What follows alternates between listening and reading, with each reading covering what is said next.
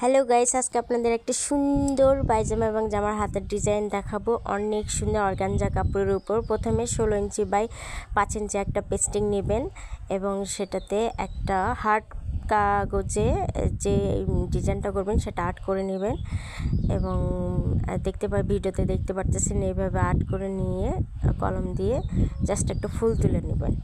Even এই ফুলটা তোলার পরে যে মাঝখানের অংশ আমরা কেটে নেব যাতে ডিজাইনটা সুন্দর হয়ে ফুটে ওঠে। যেখানে আমরা ক্রস মার্ক করব সেই অংশটা আমরা কেটে নেব। তো দেখেন এই যে ক্রস মার্ক দিয়েছি, এখন এই অংশটা আমরা কেটে নেব যাতে আমাদের ডিজাইনটা কাপড়ের উপর ডিজাইনটা অত্যন্ত সুন্দর হয়ে ফুটে ওঠে। তো আমাদের কাটা শেষ। আয়রন দিয়ে কাপড়টা অ্যাটাচ করে নিয়ে এবং মাঝখানের যে কাপড় অংশটা দেখা যাচ্ছে এটা আবার এমনভাবে কেটে নেব যেন সাদা অংশটা না কেটে যায় এবং কাটার পরে আঠা দিয়ে আটকিয়ে এবং এটা আয়রন করে নিলে এবং সুন্দর হয়ে যাবে। তো ভিডিওতে দেখতে পাচ্ছেন, দেখেন কাপড়টা আয়রন করা শেষ। এখন আমরা অর্গানজা কাপড়টা নিচে রেখে এটা আমরা স্টিচ দেব।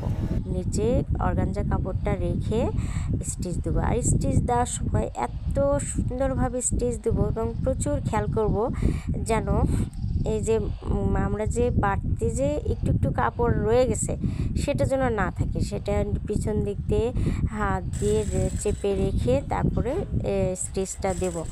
স্টিচটা দেওয়ার সময় অবশ্যই মনোযোগ সহকারে স্টিচ দেবো যেন নিচের অর্গানজা কাপড়টি না খুলে যায়।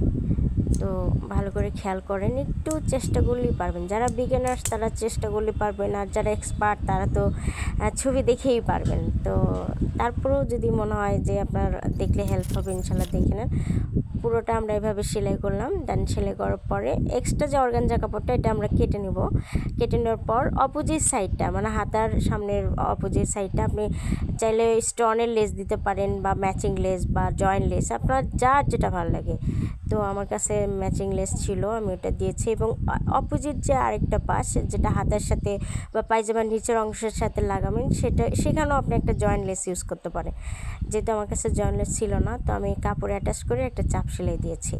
তো দেখেন তৈরি হয়ে গেল সুন্দর একটা ড্রেস। তো আমার কাছে মনে হচ্ছে যে গ্যাপটা ফাঁকা রয়ে গেছে, তো সুন্দর একটা ওই সেম কালারের কাপড় দিয়ে একটা বোতাম পেঁচিয়ে ওইটার উপর আটকায় দিয়েছে। এগুলো অবশ্যই সুই দিয়ে আটকায় দিবেন, ডিজাইনটা অনেক সুন্দর ফুটে উঠবে। আশা করি আপনাদের কাছে অনেক ভালো লেগেছে এবং এটা অবশ্যই বাসায় ট্রাই করবেন। ঈদের জামা অথবা পায়জামায় বানিয়ে পরার জন্য অনেক ভালো লাগে।